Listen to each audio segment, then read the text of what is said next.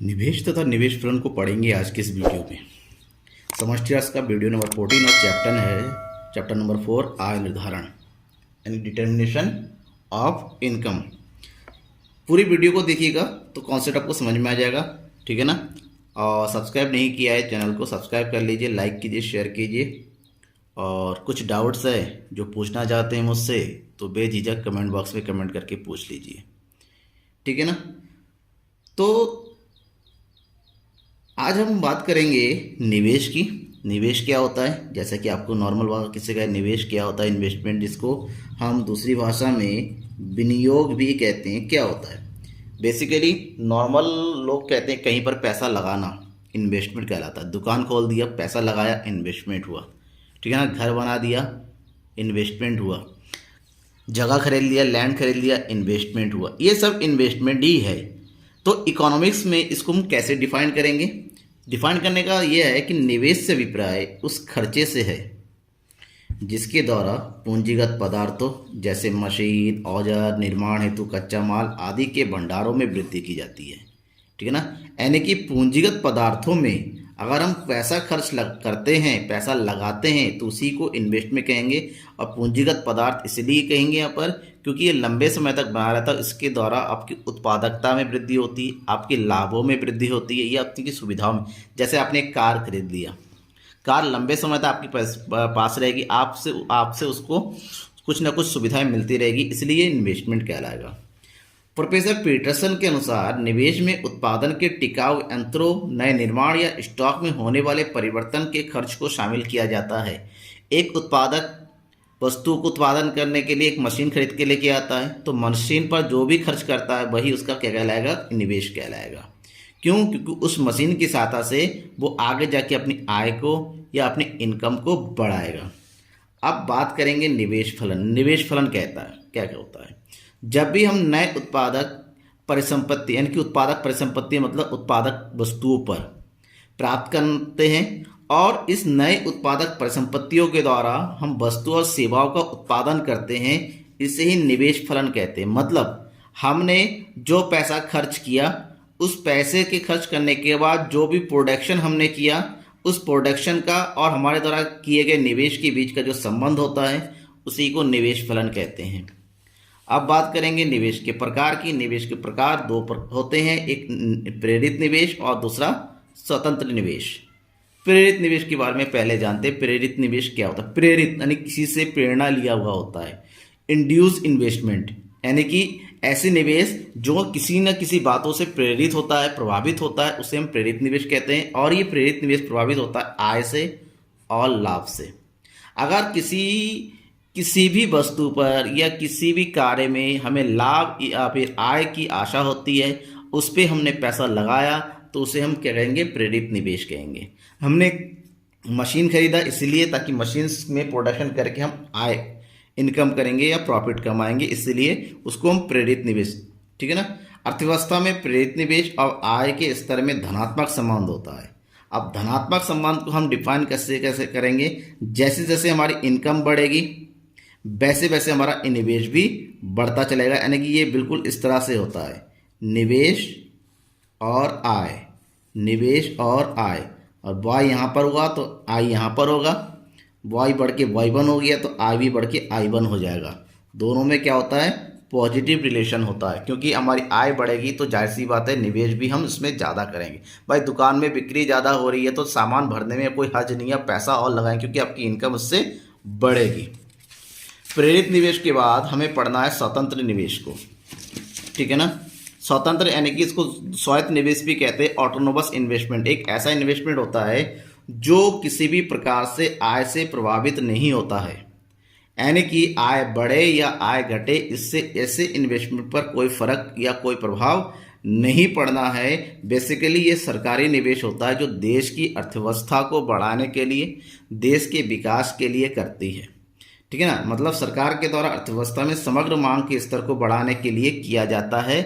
यहाँ से सरकार को आय मिल भी सकती नहीं भी, क्योंकि यहाँ पर आय की आशा बिल्कुल नहीं होती है। सरकार ने रोड बना दिया इस उद्देश्य से नहीं कि उससे आपको आय मिलेगी, इस उद्देश्य से कि इससे देश का विकास होगा, देश की व्यापार में वृद्धि होगी, व्यापार में सुलभ होगा और जाहिर से इनडायरेक्टली कहीं ना कहीं इससे आय का सृजन होगा ही होगा। यानी कि ये जो इन्वेस्टमेंट होता है आय से प्रभावित नहीं होता है। सो ऐसे इन्वेस्टमेंट क्योंकि अप्रभावित, इसलिए ये सीधा वाई एक्सिस के सीध में पैरेलल में बना हुआ रहता है, ठीक है ना, जस्ट लाइक दिस, ठीक है ना, इस तरीके से। अब हमारे जो इन्वेस्टमेंट, जैसे मैंने कहा कि प्रेरित निवेश प्रभावित होता है आय से, और जो प्रभावित होने वाले कारक है वो दो होता है, एक पूंजी की सीमांत क्षमता, दूसरा है ब्याज की दर। पूंजी की सीमांत क्षमता को शॉर्टकट में बोला जाता है MEC, marginal efficiency of capital, ठीक है ना। सबसे पहले इसी को पढ़ लेते हैं। पूंजी की सीमांत क्षमता, सीमांत दक्षता भी कहा जाता है, सीमांत उत्पादकता भी कहा सकता है। एक और वर्ड है सीमांत कुशलता, मतलब आपने कहीं पर पैसा लगाया है तो उस पैसे के थ्रू आपको कितना इनकम होगा, यानी कि आपको लाभ होने की जो संभावना है या लाभ होने की जो दर है, उसी को मार्जिनल इफिशियंसी ऑफ कैपिटल। मान लीजिए आपने 1000 रुपये कहीं पर पैसा इन्वेस्ट कर दिया है, अब इस 1000 रुपये से आपको कितना प्रॉफिट मिलेगा, तो रेट ऑफ प्रॉफिट, ठीक है ना, रेट ऑफ प्रॉफिट या प्रोस्पेक्टिव प्रॉफिट भी कह सकते हैं, अनुमानित दर, वही हमारा पूंजी की सीमांत क्षमता कहलाती है।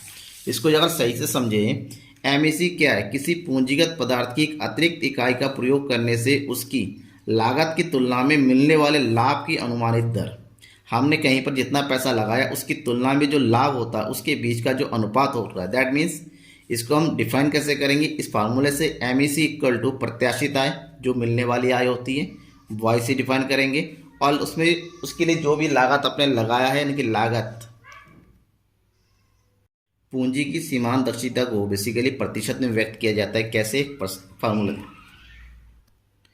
एक पूंजीगत वस्तु की एक अतिरिक्त इकाई की पूर्ति कीमत 10,000 रुपये है, उससे प्राप्त होने वाली प्रत्याशित आय 1,000 है, तो आपको सीमांत उत्पादकता निकालनी होगी, जहां पर MEC का फार्मूला क्योंकि प्रतिशत में निकालना है तो y/P मल्टीप्लाई बाई 100 करेंगे। प्रत्याशित आय कितना है 1,000 और पूर्ति लागत कितना है 10,000, 100 से गुणा करेंगे तो कितना परसेंट आ रहा है 100%, ये आपकी क्या होगी MEC होगी, ठीक है ना।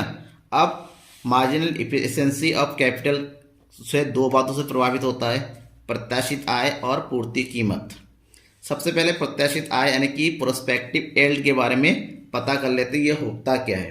प्रोस्पेक्टिव यील्ड का मतलब होता है कि पूंजी या संपत्ति की वह कुल शुद्ध आय जिसे संपत्ति अपने संपूर्ण जीवन काल में उत्पन्न कर सकती है। हम यहाँ पर प्रत्याशित आय का मतलब एक अनुमानित आय लेते हैं, अनुमानित आय लेते हैं उस संपत्ति की संपूर्ण जीवन काल की। उदाहरण के लिए मान लीजिए एक मशीन खरीदा गया है और इस मशीन का जो जीवन काल तय किया गया है वो कितना है 10 वर्ष तय किया गया है। अब 10 वर्ष ये है तो इसका मतलब ये हुआ कि इसकी जो प्रोस्पेक्टिव इनकम है वो कितना होगा 10 वर्ष की जो प्रॉफिट होगा, प्रॉफिट ऑफ 10 ईयर, यानी कि 10 साल का जो लाभ मिलेगा वो भी लाभ कौन सा, शुद्ध लाभ, ठीक है ना। ईयर फर्स्ट का, year second, year third, year fourth, that is year 10, यानी कि 10 साल का जो शुद्ध लाभ होगा उसका टोटल जितना भी आएगा उसी को प्रत्याशित आय कहेंगे। प्रत्याशित आय के बाद जो नेक्स्ट है पूर्ति कीमत, सप्लाई प्राइस, यानी कि पूर्ति लागत भी कहते हैं, ठीक है ना। पूर्ति लागत सिंपल सा कॉन्सेप्ट है कि प्रारंभिक विनियोग करते समय जो पूंजी वस्तुओं पर व्यय की जाती है, आपने शुरुआत में किसी वस्तु को खरीदने के लिए जो भी खर्चा किया उसे उस वस्तु की पूर्ति कीमत कहलाती है। अब उसके बाद दूसरा जिससे निवेश प्रभावित होता है वो ब्याज की दर। भाई कहीं पर आपने पैसा लगाया है, कर्जा दिया है, तो हम ये देखेंगे उसको आपको कितना रेट ऑफ इंटरेस्ट मिल रहा है, ठीक है ना। रेट ऑफ इंटरेस्ट मतलब किसी भी कर्जे पर लगने वाला दर हम यही समझते हैं। प्रोफेसर कीन्स ने कहा था कि ब्याज से अभिप्राय किसी निश्चित समय के लिए तरलता के परित्याग से प्राप्त होने वाला परितोषण है। मान लीजिए ए ने बी को क्या दिया, कर्ज दिया, पैसा दिया, तो ए ने बी को पैसा दिया तो ए से पैसा यानी कि कैश बी के पास आ गया, यानी कि एक का पैसा बी के पास आ गया।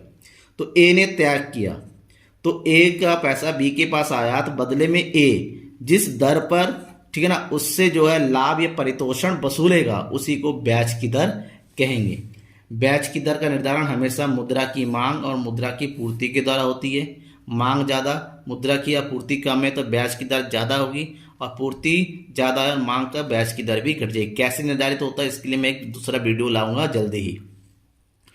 मुद्रा की मांग का मतलब क्या होता है? मुद्रा की मांग का मतलब होता है तरलता पसंदगी, और तरलता पसंदगी का मतलब होता है कि लोग मुद्रा को किस मात्रा में तरल यानी कि कैश फॉर्म में रखना चाहते हैं। अब बात यहाँ पर निर्भर करती है लोग कैश फॉर्म में क्यों रखना चाहते हैं, उसका उद्देश्य क्या होता है। 3 प्रमुख उद्देश्य होता है।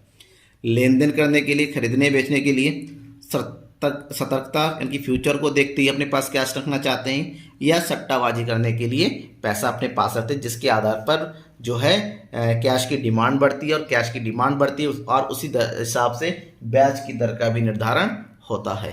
Thank you.